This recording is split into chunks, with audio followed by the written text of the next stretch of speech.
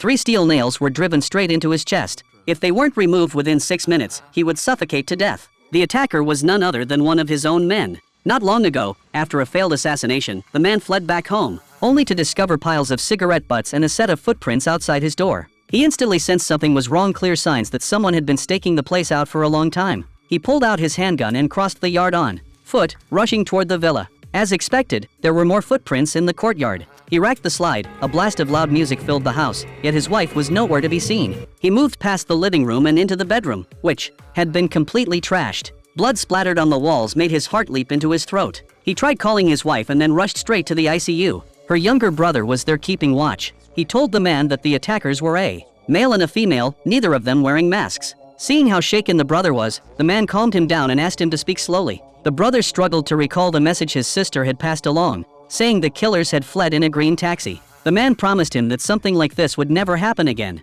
He stayed by his wife's bedside until she was finally out of danger. Fighting through the pain, she told him she hadn't said a word, that no matter what the killers did to her, she held firm. The man looked at her with nothing but anguish. While a bottomless hatred surged inside him, he was determined to make those who hurt his wife pay. He returned to the villa, dug up the handgun he had buried, checked his gear, and headed into the city to track down the green taxi she mentioned. After confirming which company it belonged to, he broke in that very night, pulled the on-duty driver's records from the computer, and staged the scene to look like a burglary. The next day, he lay in wait outside. When the target driver appeared, he posed as a passenger, hijacked the cab, and forced the driver to explain who he had picked up that day. Fortunately, the driver had a good memory. He said he'd picked up a man and a woman from the airport, driven them to a villa, waited outside, and then taken them back to the airport. As for their appearance, he only remembered that the woman was thin as a stick, and the man with her was a volatile lunatic. With the answers he needed, the man ordered the driver to pull over somewhere remote and shot him dead on the spot. What happened today could never get out, especially since the driver had seen his face.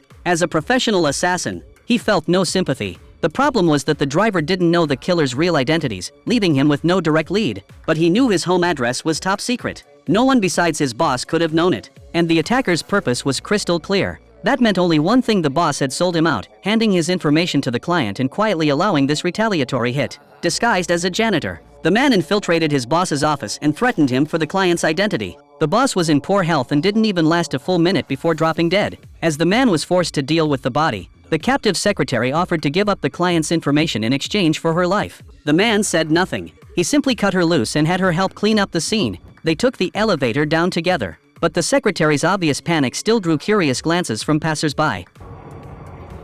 Need any help getting rid of that body? Once the man got the client's information, the secretary's fate was sealed.